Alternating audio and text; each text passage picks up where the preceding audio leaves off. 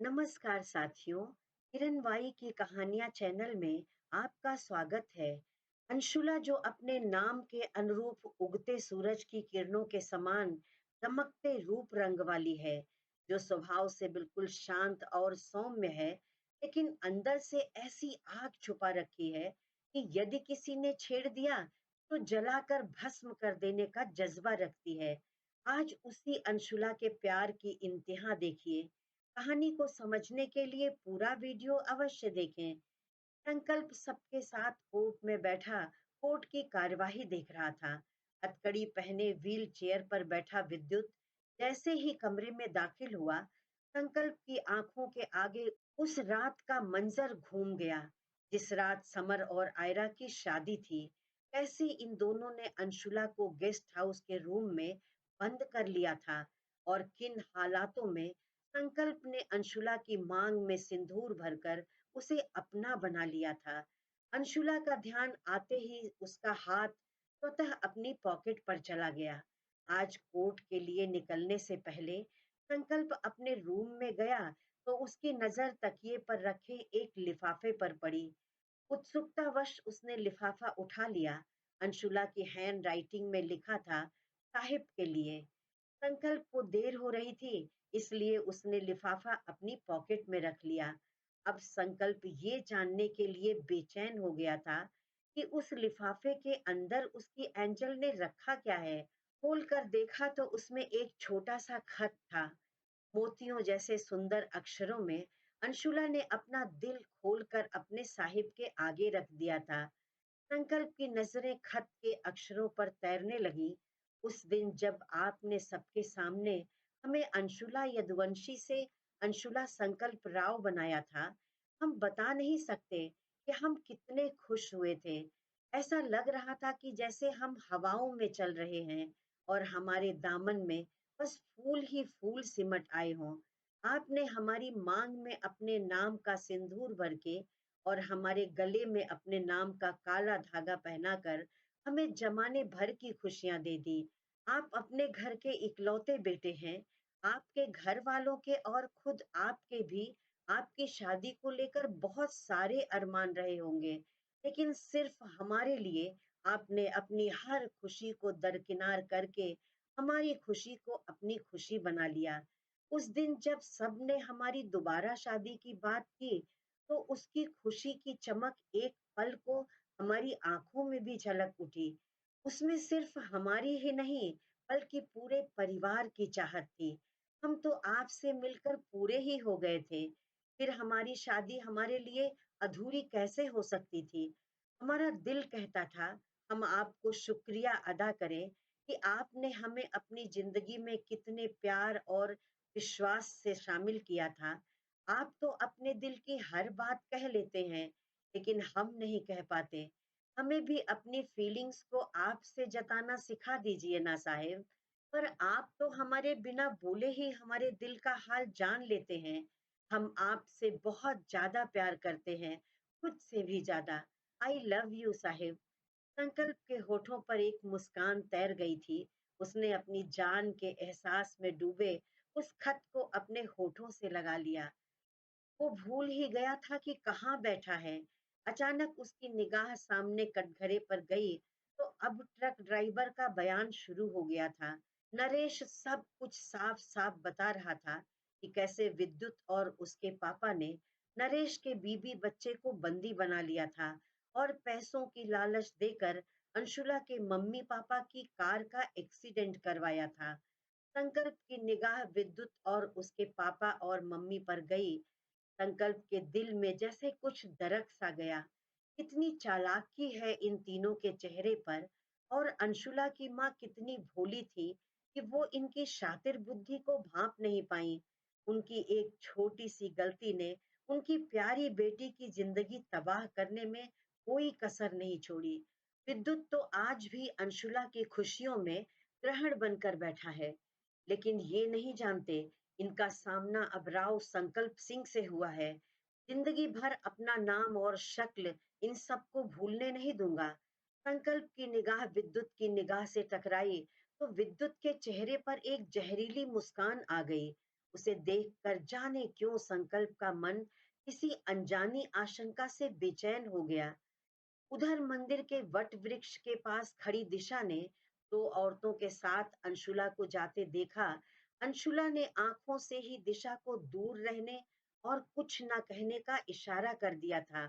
उस समय चाह कर भी दिशा कुछ नहीं कह सकी, लेकिन अंशुला के जाते ही दिशा बेतहाशा गाड़ी की ओर भागी। महिमा जी ने जब दिशा को बेहाल अवस्था में अंशुला और आयरा के बिना आते देखा, तो घबरा कर पूछा, आयरा और अंशुला कहाँ हैं? दिशा रोते रोते बड़ी मुश्किल से पूरी बात बता पाई। सुनते ही महिमा जी गश खाकर गिर गईं। सबने उन्हें बड़ी मुश्किल से संभाला। आयरा की मम्मी भी रो रो कर बेहाल हो रही थी। ड्राइवर ने तुरंत समर को फोन करके यहाँ हुई अनहोनी की सूचना दे दी। आयरा और अंशुला के गायब होने की खबर मिलते ही समर घबरा गया। उसने बगल में बैठे संकल्प को सारी बात बताई, तो संकल्प भी कांप गया था, लेकिन तुरंत एक्सक्यूज कहकर उठ खड़ा हुआ। वहां बैठे सब संकल्प को हैरानी से देखने लगे। जज साहब ने कहा, आपको कुछ कहना है तो पहले बोलने की परमिशन लीजिए। संकल्प रिक्वेस्ट करते हुए बोला, सर अभी अभी हमारे घर से फोन आया है कि हमारे साले समर यदुवंशी की पत्नी आयरा और मेरी पत्नी अंशुला का मंदिर से अपहरण हो गया है। जिन लोगों के मर्डर के केस की आज जिरह चल रही है, अंशुला उन्हीं की इकलौती बेटी है। मुझे विश्वास है कि इस अपहरण का कनेक्शन भी इन्हीं लोगों से है। इसलिए मेरी रिक्वेस्ट है, आज की जिरह को यही रोककर अगली तारीख दे दीजिए, क्योंकि हम लोगों को तुरंत जाना पड़ेगा। जज साहब ने परमिशन दे दी। समर और संकल्प तुरंत कोर्ट से बाहर भागे। गाड़ी में बैठे समर को खुद पर गुस्सा आ रहा था। आज कोर्ट की टेंशन के कारण वो घर पर किसी को बाहर ना जाने की हिदायत नहीं दे पाया। उसकी आंखों में दुख के साथ गुस्से की तेज लहर दौड़ गई। मामा, आज अगर तुम्हारी वजह से बिट्टी और आयरा को एक भी खरोच आई, तो भोलेनाथ की कसम, एक बार फिर तुम उसी समर यदुवंशी से मिलोगे जिसने 3 साल पहले कुश्ती के अखाड़े में तुम्हें अधमरा करके छोड़ दिया था। पर आज तुम्हें छोड़ूंगा नहीं। मेरे हाथों आज तुम्हें अपनी जान गंवानी पड़ेगी। संकल्प और समर घर पहुंचे तो पूरे यदुवंशी हाउस में एक मातमी सन्नाटा फैला था। एक तरफ बैठी महिमा जी और आयरा की मम्मी रो रही थी, वहीं पास में एक सोफे पर बेहाल सी पड़ी अंशुला की दादी तड़पते हुए कह रही थी, हे भोलेनाथ, हमारी बच्चियों की रक्षा करना अब बस आपका ही सहारा है। संकल्प ने कहा, मुझे अंदेशा था कि मामा और मामी कुछ कर सकते हैं। कल अंशुला की गवाही विद्युत को सजा दिलाने के लिए काफी थी, तो आज अंशुला को किसी भी हालत में बाहर निकलने नहीं देना था।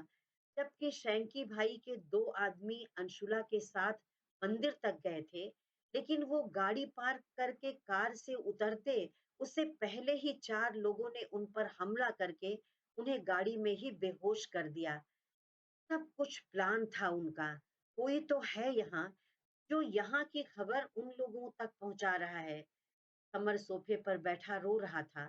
संकल्प ने उसका हाथ पकड़कर कहा, समर उठिए, हमें आयरा और अंशुला को लेने जाना है। अंशुला का नाम लेते ही संकल्प की आंखें भीग गई, लेकिन वो हिम्मत करके किसी तरह खड़ा था। अग्रिम ने एकदम से बेचैन होकर कहा, मैं तुम्हें अकेले नहीं जाने दूंगा छोटे। संकल्प ने कहा, मैं अकेला नहीं हूँ यार, समर है मेरे साथ, और तुम यहाँ घर पे सबका ध्यान रखो। उन दोनों के पास पहुंचते ही मैं तुम्हें लोकेशन सेंड कर दूंगा। जाते जाते समर अपनी रोती हुई माँ को गले से लगाकर बोला, माँ कसम है मुझे, आज अंशुला को तकलीफ पहुंचाने वालों को वो सजा दूंगा कि उन्हें अपने जन्म लेने पर भी अफसोस होगा। महिमा जी ने संकल्प का माथा चूमते हुए कहा, बेटा दोनों बच्चियों को सही सलामत घर वापस ले आओ। बाहर निकलते ही मैं निराशा से पूछा, लेकिन हम जाएंगे कहाँ संकल्प? संकल्प अपने मोबाइल में कुछ देख रहा था। उसने समर को अपने मोबाइल का स्क्रीन दिखाते हुए कहा, मैंने अंशुला के फोन के जीपीएस ट्रैकिंग सिस्टम को अपने फोन के जीपीएस ट्रैकिंग सिस्टम से कनेक्ट कर लिया था और अंशुला की एप्पल वॉच के नीचे मैंने एक माइक्रो चिप लगा दी थी, जिससे वो जहां भी जाए और जिससे भी बात करे, वो मुझे पता चलता रहे। कमर हैरानी से संकल्प की ओर देख रहा था। संकल्प ने कहा, इस वक्त मुझे पता है कि वो बास्टर्ड अंशुला को लेकर कहाँ चला गया है। आप अगर ध्यान से सुने तो घड़ी में लगी माइक्रोचिप से आ रही आवाज को सुनकर आप उस जगह का अंदाजा लगा सकते हैं कि वो लोग आयरा और अंशुला को कहाँ ले गए हैं। समर ने ध्यान दिया तो जोर से बोला, देखिए संकल्प, पीछे से बर्तन पर हथौड़ी पीटने की आवाज आ रही है ना? ये जगह विद्युत और बड़े पापा की एक पुरानी फैक्ट्री का गोदाम है, जो 3 साल से बंद पड़ा है। उसके पीछे ही पीतल के बर्तन बनाने की फैक्ट्री है, जिसमें से हर दम बर्तन पर हथौड़ियों के मारने की आवाज आती रहती है। ये आवाज वही है। वो सब 2 गाड़ियों में भरकर गोदाम की ओर कूच कर चुके थे। उधर अंशुला एक कुर्सी पर बदहवास सी बैठी हुई थी। उसकी चेतना वापस आई तो उसने अपने को एक सीलन भरी जगह में पाया। उसे 2 लोगों के बात करने की आवाज आ रही थी। शायद दरवाजे के पास खड़े ही वो बात कर रहे थे। एक ने कहा, मामा, इतनी सुंदर लड़की मैंने अपनी जिंदगी में नहीं देखी। आपकी इतनी सेवा की है मैंने, बस एक बार उसके पास जाने दो। दूसरे आदमी ने बोला, पगला गए हो क्या? वो विद्युत बिटवा का माल है। अंशुला ने मामा की आवाज पहचानने में कोई गलती नहीं की। दूसरी आवाज मामा की थी। अंशुला ये सोचकर घबरा गई कि ये लोग उसकी ही बात कर रहे हैं। समर का मामा अंदर आते हुए बोला, उठ जा लड़की, तुम अपने ही बाबूजी के गोदाम में हो, घबराने की कोई जरूरत नहीं है। वो मामा की ओर देखकर बोली, एक बार फिर से आपने पहले वाली गलती कर दी मामा। आपको क्या लगता है यहाँ तक कोई पहुंचेगा नहीं?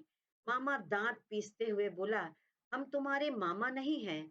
अंशुला ने तंज कसते हुए कहा, जिसके मामा हैं उनसे रिश्ते का कौन सा लिहाज रखा है आपने? हमें अगवा करने के लिए आयरा भाभी का इस्तेमाल करते आपके हाथ नहीं कांपे?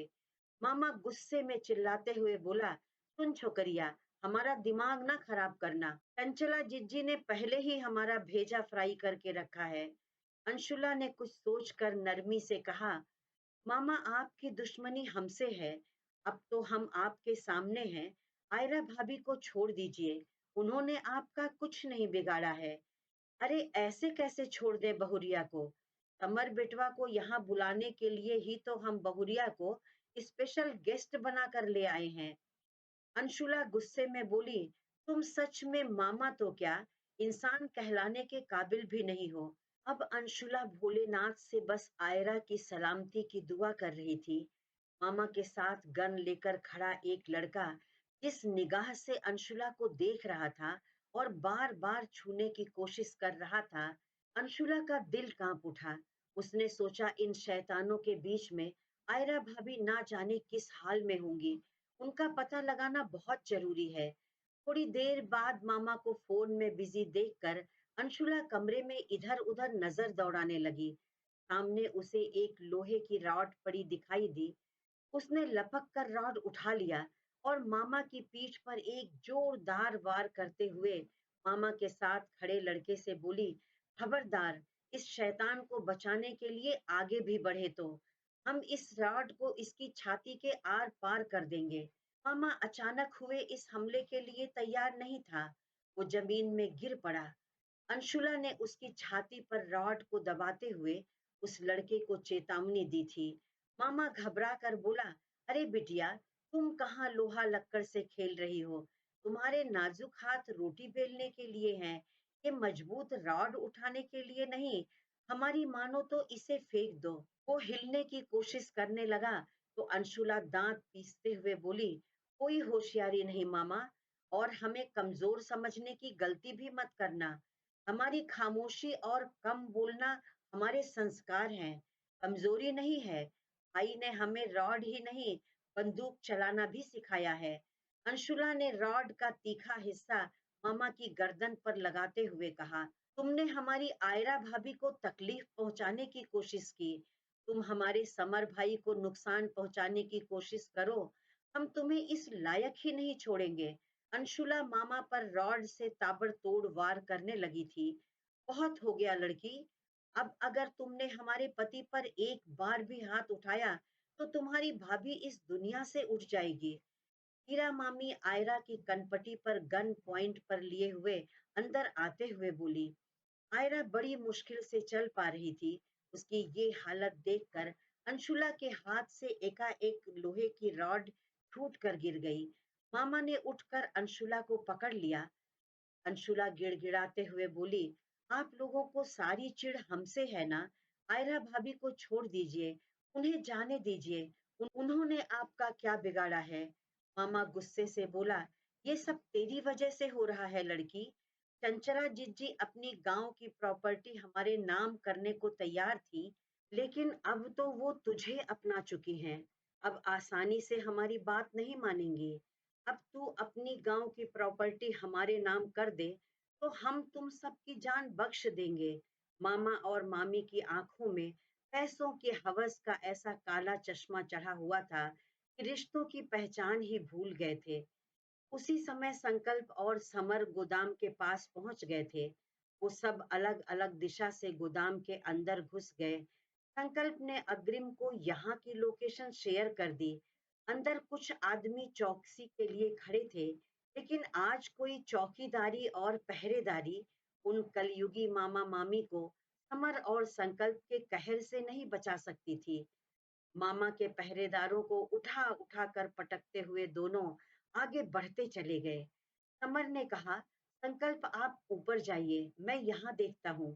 संकल्प ने हाँ में सिर हिला दिया, क्योंकि वो जगह समर की देखी हुई थी। उसने पीछे से होकर गोदाम के अंदर कूद गया और वहां खड़े आदमी के सिर पर पिस्तौल की बट मारकर उसे बेहोश कर दिया। बाहर की उठापटक सुनकर अंदर बैठी हीरा की छठी इंद्री ने उसे सूचना दे दी थी कि समर पहुंच गया है। वो मन में सोचने लगी, हम जानते थे समर बबुआ हमें नहीं छोड़ेंगे। दरवाजा खुल चुका था और एक कोने में बेसुध सी पड़ी आयरा समर की नजरों के सामने थी। आयरा की दुर्दशा देखकर समर का मन चीत्कार कर उठा। वो आयरा को अपनी गोद में लिए उसके गालों को थपथपाते हुए उसे होश में लाने की कोशिश कर रहा था। उठो आरू, देखो मैं आ गया हूँ। समर अपने दर्द को अपने अंदर ही समाये आयरा को लगातार हिला रहा था। आयरा हल्के से आंख खोलकर बोली, तुम आ गए समर। हाँ आरू, मैं तुम्हारे पास हूँ और तुम्हें कुछ नहीं होने दूंगा। समर उसे कसकर अपने गले से लगाकर रोने लगा। आज उसे महसूस हो रहा था कि संकल्प इतने दिनों से किस दर्द, तकलीफ और डर के साए में जी रहा था। आयरा को खोने के डर से कुछ घंटों में ही मेरी हालत खराब हो गई। लेकिन संकल्प तो कब से जानते थे कि अंशुला के साथ कुछ भी हो सकता है। फिर भी वो सब कुछ सहते हुए संकल्प अपनों की और अंशुला की खुशी के लिए हर पल मुस्कुराने की कोशिश करते थे और सब कुछ इतनी आसानी से हैंडल कर रहे थे। आज तक संकल्प के लिए जो सम्मान समर की आंखों में था, आज वो और बढ़ गया। आयरा ने ऊपर की ओर हाथ दिखाते हुए कहा, अंशुला ऊपर है। हीरा मामी हाथ जोड़कर बोली, समर बिटवा, तुम बहू को लेकर यहाँ से चले जाओ। हम पहले ही बहू को लाने के लिए मना कर रहे थे, लेकिन हमारी बात कौन सुनता है। समर हीरा को धक्का मारते हुए बोला, एकदम चुप। तुम लोगों के कारण अगर आज आयरा और हमारी बिट्टी को कुछ हुआ तो हम रिश्तों की मर्यादा का क्रियाकर्म यही करेंगे और अपने हाथों से तुम दोनों की जान लेंगे। तुमको समर यदुवंशी के प्रकोप से कोई नहीं बचा सकता। उधर गोदाम के फर्स्ट फ्लोर पर अंशुला मामा और उसके आदमी से बचने की पूरी कोशिश कर रही थी, लेकिन वो दोनों उसका हौसला तोड़ने के लिए उसे एक दूसरे की ओर फेंकते हुए क्रूरता से हंस रहे थे। लेकिन अब की बार अंशुला के गिरने से पहले ही संकल्प ने उसे अपनी बाहों में थाम लिया। फिर उस लड़के को दबोच लिया जिसके हाथ में गन थी। 1 मिनट में उसे बेहोश करके जमीन पर पटक दिया। संकल्प को अपने सामने देखकर मामा की हिम्मत भी नहीं हुई कि अपनी जगह से 1 इंच भी हिल सके। अंशुला संकल्प को पकड़कर एकदम से रोने लगी। आप ठीक तो है ना एंजल? संकल्प आंसू भरी हुई आंखों से अंशुला के चेहरे की ओर देखकर बोला। अंशुला उसके गले से लगी सिसक रही थी। आप फिक्र मत कीजिए, मैं आ गया हूँ। और अंशुला के मुड़े तुड़े कपड़े देखकर संकल्प ने अपनी शर्ट उतारकर उसके कंधे पर डाल दी। अब संकल्प की गुस्से से अंगार उगलती आंखें मामा को घूर रही थी। संकल्प उसकी ओर कदम बढ़ाते हुए बोला, तुम्हें क्या लगा कंस मामा कि तुम अपनी प्लानिंग में कामयाब हो जाएगा और मुझे खबर भी नहीं होगी? हमारी शादी के दिन तुझे छोड़कर जो गलती मैंने की थी, आज सुधार देता हूँ। मौत को सामने खड़ी देखकर भी दुष्ट अपनी दुष्टता से कहाँ बाज आता है। उसने कहा, तेरी खूबसूरत बीबी और बहन हमारे कब्जे में है संकल्प राव। हम तो रिश्तेदार हैं, लेकिन हमारे आदमियों को कौन रोक पाएगा? और वो एक आंख दबाकर कमीनेपन से हंसने लगा। अभी उसकी हंसी रुकी भी नहीं थी कि संकल्प उस पर फिल पड़ा और उस पर लात घूंसे बरसाते हुए उसे लहूलुहान कर दिया। थोड़ी देर में ही संकल्प मामा को जमीन पर ढेर करते हुए बोला, औरतों का सहारा लेकर साला नामर्द सूरमा बन रहा था। तुझे तो तेरे गुनाहों की सजा देनी ही थी। अब तू जिंदगी भर अपने पैरों पर खड़ा नहीं हो पाएगा। उसने वही लोहे की रॉड उठा ली और उसके पैरों पर ताबड़तोड़ वार करने लगा। मामा की दर्द भरी चीखें गूंज रही थी, जो संकल्प को बहुत सुकून पहुंचा रही थी। मामा को अधमरा छोड़कर संकल्प अंशुला को लेकर दरवाजे की ओर बढ़ने लगा। तभी बीच दरवाजे पर एक आदमी उन दोनों पर निशाना लगाए पिस्तौल ताने खड़ा था। वो लहू जमाने वाली खूनी नजरों से संकल्प को घूरते हुए बोला, पेपर पर दस्तखत तो इस लड़की के चाहिए, वो हम ले लेंगे, लेकिन उससे पहले बार बार जो तू इसका मसीहा बनकर आ जाता है, पहले तुझे ही निपटा देते हैं। संकल्प ने अंशुला को अपने पीछे कर लिया। मयंक ने पीछे से आकर उस लड़के की गर्दन दबोच ली। तब तक उस आदमी ने संकल्प की ओर गोली चला दी थी। अचानक अंशुला ने संकल्प को जोर से धक्का दे दिया और खुद गोली के सामने आ गई। संकल्प और समर की घुटी सी चीख पूरे गोदाम में गूंज उठी।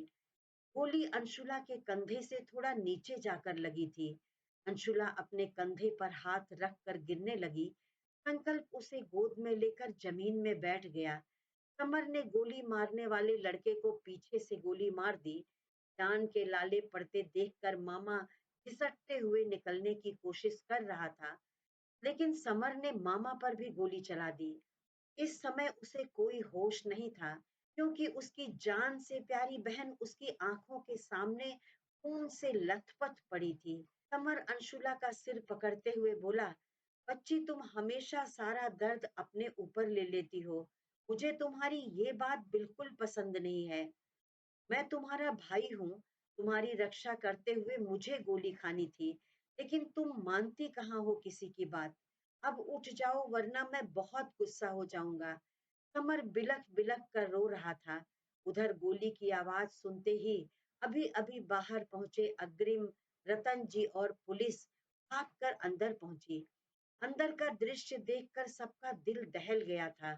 संकल्प को बेसुध बैठा देखकर अग्रिम उसको झकझोरते हुए बोला, छोटे अंशुला को हॉस्पिटल लेकर चलते हैं, ऐसे क्यों बैठा है तू? लेकिन संकल्प तो बेहोश हो चुकी अंशुला का सिर अपनी गोद में थामे गुमसुम सा बैठा था। सुध बुध खोए बेटे को जोर से झकझोरते हुए रतन जी बोले, मेरी बात सुन रहे हो छोटे? अंशुला को तुरंत हॉस्पिटल ले जाना जरूरी है, वो ठीक हो जाएगी। आंसुओं से भरी लाल आंखें पापा के चेहरे पर पड़ी तो तुरंत अंशुला को अपनी बाहों में उठाकर तेजी से गाड़ी की ओर भागा। कमल किशोर जी शहर के सबसे बड़े हॉस्पिटल के मैनेजमेंट को फोन करके तुरंत ओटी तैयार करने की रिक्वेस्ट कर दी थी। समर जितनी तेज गाड़ी चला सकता था चला रहा था। उसकी आंखों से आंसू रुकने का नाम नहीं ले रहे थे। संकल्प बेहोश अंशुला को अपनी बाहों में मजबूती से पकड़े एक टक उसके चेहरे को देखे जा रहा था। संकल्प की शर्ट पूरी तरह से अंशुला के खून से लाल हो गई थी। समर हॉस्पिटल के गेट से चिल्लाते हुए अंदर दौड़ा, डॉक्टर इमरजेंसी है। संकल्प अपनी जान को बाहों में उठाए दौड़ा हुआ अंदर आया तो वार्ड बॉय ने कहा, सर पेशेंट को स्ट्रेचर पर लिटा दीजिए। संकल्प ने खुद अंशुला को ओटी के अंदर तक ले जाने की रिक्वेस्ट की तो डॉक्टर ने उसके कंधे पर हाथ रखकर कहा, प्लीज सर, हमें कोऑपरेट कीजिए। कमर ने भी हाथ जोड़कर कहा, प्लीज संकल्प। संकल्प ने आहिस्ता से अंशुला को स्ट्रेचर पर लिटा दिया और उसका हाथ थामे उसके साथ साथ चलता रहा जब तक कि स्ट्रेचर ऑपरेशन थिएटर के अंदर नहीं चला गया। पूरा परिवार अस्पताल पहुंच चुका था। सब रो रो कर बेहाल हो रहे थे, लेकिन संकल्प सबसे अलग एक किनारे दीवार से टेक लगाए चुपचाप खड़ा था। डॉक्टर्स की टीम को ओटी की ओर जाते देखकर कमर बदहवास सा डॉक्टर के आगे हाथ जोड़े अपनी बहन को बचाने की भीख मांग रहा था। Doctor please save my sister. Kamal Kishore ji भी हाथ जोड़कर रोते हुए बोले, डॉक्टर साहब आप पैसों की फिक्र मत कीजिए, कहीं से भी बड़े से बड़ा डॉक्टर बुलाइए, लेकिन मेरी बच्ची को बचा लीजिए। डॉक्टर ने कहा, यदुवंशी साहब, आपका फोन आते ही मैंने इमरजेंसी में ओटी रेडी करवा दी थी और यहाँ के बेस्ट सर्जन को भी बुला लिया। हम पूरी कोशिश करेंगे। आपका केस सीरियस है, इसीलिए अभी कुछ कहना मुश्किल है। संकल्प एक पिलर से टिके हुए आंखें बंद करके खामोश खड़ा सबकी बातें सुन रहा था। उसके चेहरे की उदासी उसके दिल की बेबसी बयां कर रही थी। महिमा जी को बेटे की खामोशी खल रही थी। छोटे कुछ बोल क्यों नहीं रहा है? रतन जी ने कहा, धैर्य रखिए। जब हम लोगों की ये हालत है तो अंशुला संकल्प के लिए क्या मायने रखती है ये हम सब जानते हैं। उसे कुछ समय लगेगा। मुझे माता रानी पर पूरा विश्वास है, वो हमारे बच्चों को इस बुरे वक्त से जल्दी ही बाहर निकाल लेंगी। संकल्प ने एक नजर अपने रोते कलपते परिवार पर डाली, फिर नजरें घुमाकर खड़ा हो गया। उसे अब किसी के दुख दर्द से कोई फर्क नहीं पड़ता था। संकल्प तो खुद अपनी धड़कनों के धड़कने का सबब ढूंढ रहा था। आज सबका सहारा तो सबके साथ था, लेकिन जिसकी सांसों से संकल्प की धड़कनें चलती थी, जिसके चेहरे की मुस्कुराहट संकल्प का सुकून थी, आज वो खुद ही अपनी जिंदगी और मौत से जूझ रही थी। तभी एकदम से ओटी का दरवाजा खुला। एक डॉक्टर बाहर आकर बोले, आपके पेशेंट की हालत क्रिटिकल है, हमें तुरंत कम से कम 3 यूनिट ब्लड की जरूरत होगी। पेशेंट को लगातार ब्लीडिंग भी हो रही है, इसीलिए हम अभी ऑपरेशन शुरू नहीं कर पा रहे हैं कि कहीं कोई कॉम्प्लिकेशंस ना हो जाएं और पेशेंट का हार्ट रिस्पॉन्स करना ही बंद कर दे। तब तक एक खलिश भरी गंभीर आवाज गूंजी जो सबकी आवाज पर भारी पड़ गई। वो अंशुला हैं, अंशुला संकल्प राव। आप उन्हें बार बार पेशेंट क्यों कह रहे हैं? इतनी देर से चुप्पी साधे खड़ा संकल्प डॉक्टर के ऊपर भड़क उठा था। ऐसे कैसे उनका हार्ट रिस्पॉन्स करना बंद कर देगा? जब तक मेरा दिल धड़क रहा है, मैं जिंदा हूँ, उन्हें कुछ नहीं होगा, कुछ हो ही नहीं सकता। उसकी बात सुनकर डॉक्टर भी इमोशनल हो गया। You are right mister Rao, जब तक आपका प्यार आपकी वाइफ के साथ है, फिर तो उन्हें ठीक होना ही होगा। डॉक्टर ने मुस्कुराते हुए कहा। संकल्प हाथ जोड़कर बोला, मेरे खून का एक एक कतरा निचोड़ लीजिए डॉक्टर, प्लीज मेरी जिंदगी को बचा लीजिए। वो डॉक्टर के सामने हाथ जोड़कर घुटनों के बल बैठ गया था। डॉक्टर ने उसे कंधे से पकड़कर उठाते हुए कहा, जल्दी से ब्लड की व्यवस्था कीजिए। संकल्प ने बताया कि अंशुला का blood group A B positive है। डॉक्टर ने कहा, फिर तो कोई प्रॉब्लम ही नहीं है, उन्हें कोई भी स्वस्थ डोनर ब्लड दे सकता है। सबसे पहले समर और संकल्प ब्लड डोनेट करने के लिए चले गए। करीब 2-3 घंटे बाद ओटी का दरवाजा खुला और डॉक्टर्स बाहर निकल आए। पूरा परिवार डॉक्टर्स के सामने खड़ा अंशुला का हाल जानने के लिए बेचैन था। कैसी है मेरी बच्ची? महिमा जी ने रोते हुए पूछा। डॉक्टर ने कहा, हम आप लोगों को झूठी तसल्ली नहीं दे सकते। ऑपरेशन हो गया है और गोली भी निकाल दी गई है, लेकिन खून काफी बह गया है और आने वाले 48 घंटे मिसेस राव के लिए रिस्की हैं। दवाई अपना काम करेगी, लेकिन आप लोगों की दुआ की भी सख्त जरूरत है। कमल किशोर जी और महिमा जी तो गश खाकर गिरने लगे। उन्हें किसी तरह से संभाल कर बिठा दिया गया। कमल किशोर जी बैठे अपनी बदनसीबी को कोसने लगे। बड़े भाई की बनाई बेशुमार दौलत ही आज उनकी बेटी की जान की दुश्मन बन गई है। क्या फायदा इस दौलत का, अगर हम बच्ची की जान ही ना बचा सके तो? थोड़ी देर बाद कांच के दरवाजे के बाहर से परिवार के लोगों को अंशुला को देखने की परमिशन मिल गई। ढेर सारी मशीनों से घिरी बेड पर बेहोश पड़ी उसकी हालत किसी से देखी नहीं जा रही थी। रतन सिंह जी ने सबको समझा बुझाकर वहां से हटा लिया, लेकिन संकल्प बहुत हिम्मत करके कांच के इस ओर जा खड़ा हुआ। वो ना जाने कितनी देर तक अपलक अंशुला को देखता रहा, जैसे उसके शरीर पर लगे घावों और उसके दर्द को अपने अंदर सोख रहा हो। अग्रिम ने जबरदस्ती संकल्प को अपने साथ चेयर पर बिठा लिया, लेकिन उसे किसी तरह से चैन नहीं था। थोड़ी थोड़ी देर बाद जाकर कांच के इस पार से अंशुला को देख आता। एक रात और 2 दिन उसने आंखों में ही काट दिए थे। सब बारी बारी से घर चले जाते थे, लेकिन संकल्प वहां से हिला भी नहीं था। और अग्रिम ने एक पल के लिए भी अपने दोस्त का साथ नहीं छोड़ा।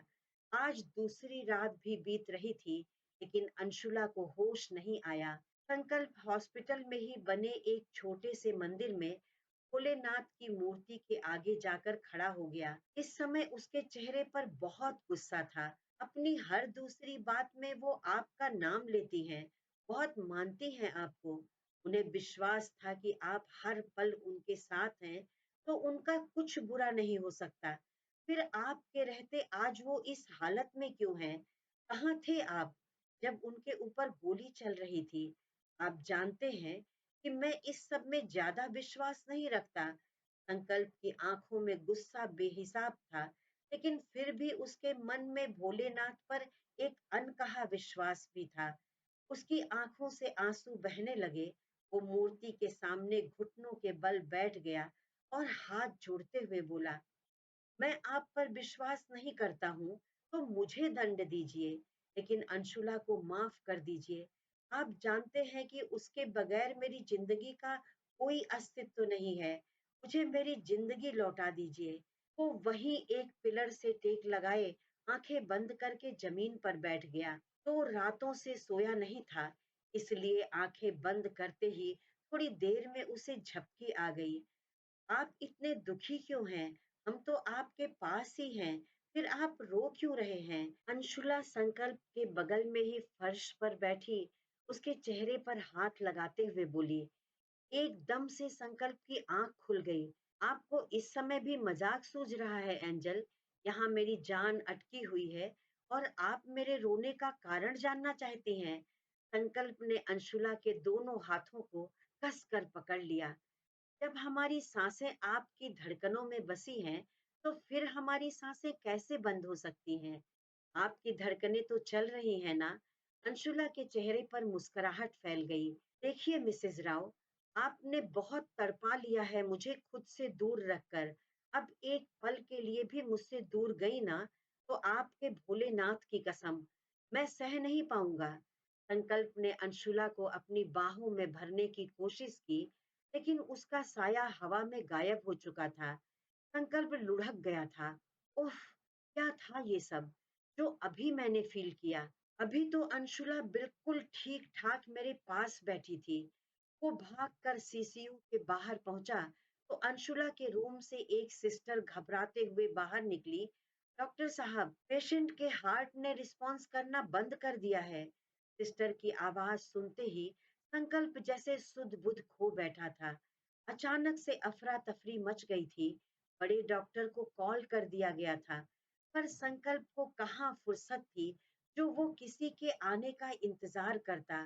वो सीधा सीसीयू में घुस गया और अंशुला के बेजान से पड़े चेहरे को देखने लगा। उसके कंधे पर सिर रखकर रोते हुए बोला, ये चीटिंग है धर्मपत्नी जी। आप अच्छी तरह से जानती हैं कि मुझे चीटिंग बिल्कुल पसंद नहीं है। थोड़ी देर पहले ही आप मेरे पास बैठकर मुझे एहसास दिला रही थी कि आपकी सांसें मेरी धड़कनों के साथ चल रही हैं, तो फिर आपका हार्ट कैसे रिस्पॉन्स करना बंद कर सकता है?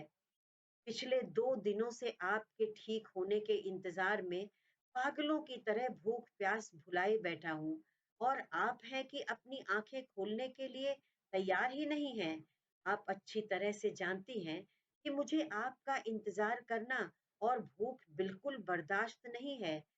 फिर भी आप मुझसे ये दोनों ही काम करवा रही हैं। उठ जाइए अंशुला, इससे पहले कि मेरे सब्र का बांध टूट जाए, आंखें खोलिए।